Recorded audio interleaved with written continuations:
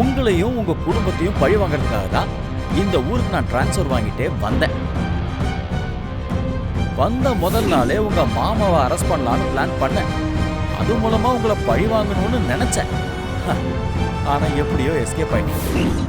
ஆனா இந்த முறை சூப்பர் மேட்டர் மாட்டிருக்கு மேடம் என் கையில. இத வச்சு உங்க மொத்த குடும்பத்தையும் சும்மா செதிலா செதுக்க போறேன். மேடம், நீங்க ரொம்ப நாளா மறைச்சு வச்சிருந்தீங்களா அந்த ரகசியம், அதை நான் கண்டுபிடிச்சிட்டேன். என்ன ரகசியம் யோசிக்கிறீங்களா? அது அன்னைக்கு உங்க குடும்பத்தை காப்பாத்த வாண்டடா வந்து அரெஸ்ட் ஆனாங்க அந்த லட்சுமி. அவங்க யாருன்னு கண்டுபிடிச்சிட்டேன் மேடம். அவங்களுக்கும் உங்க குடும்பத்துக்கும் என்ன சம்பந்தம்னு நான் கண்டுபிடிச்சிட்டேன். என்ன சொல்ற?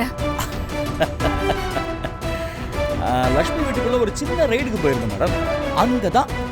அங்கதான் எனக்கு இந்த முக்கிய ஆதாரமே கிடைச்சது மேடம். என்ன மேடம், நான் எதை பத்தி பேசுறேன்னு ஒரே குழப்பமா இருக்குங்களா? உங்க போனுக்கு நான் இப்போ ஒரு போட்டோ அனுப்புறேன், அதை நீங்க பாருங்க. அதை நீங்க பாத்தீங்கன்னா உங்களுக்கு எல்லாமே புரியும் மேடம். சரிங்களா? எடுங்க.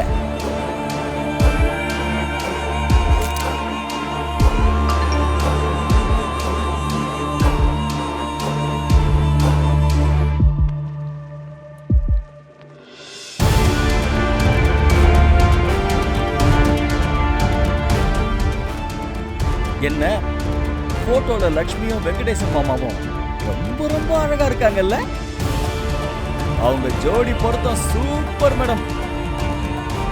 இத உங்க லீலாவதி அக்கா மட்டும் பார்த்தாங்கன்னா எப்படி இருக்கும் மேடம்? உங்களை பழி வாங்கறதுக்கு எனக்கு ஒரு சரியான சந்தர்ப்பம் கிடைச்சிருக்கு. அத போய் நான் மிஸ் பண்ணுவேனா? வேண்டாம் துரை, நீ பெரிய தப்பு பண்ற. ஐயோ மேடம், மிரட்டுறீங்களா? பயமா இருக்கு மேடம். இப்படி எல்லாம் மிரட்டாதீங்க. இப்படி மிரட்டினா நான் ரொம்ப பயந்துருவேன் மேடம். ப்ளீஸ் மேடம், என்ன விட்டுருங்க மேடம். என்ன மேடம்,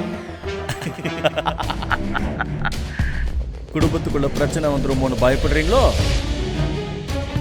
பிரச்சனை வரும் தான், அதுதானே எனக்கு வேணும்.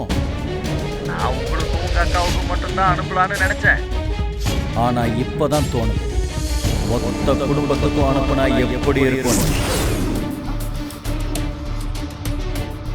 துரை, என்ன பழி வாங்க என் குடும்பத்தோட சந்தோஷத்தை கெடுத்துறாத. சொன்னா கேளு. நீங்க சொன்னா நான் கேட்டுடுவேனா? இப்பவே உங்க குடும்பத்துல எல்லாருக்கும் இந்த போட்டோ அனுப்புறேன். இன்னும் கொஞ்ச நேரத்துல உங்க குடும்பம் என்ன ஆகுதுன்னு மட்டும் பாருங்க.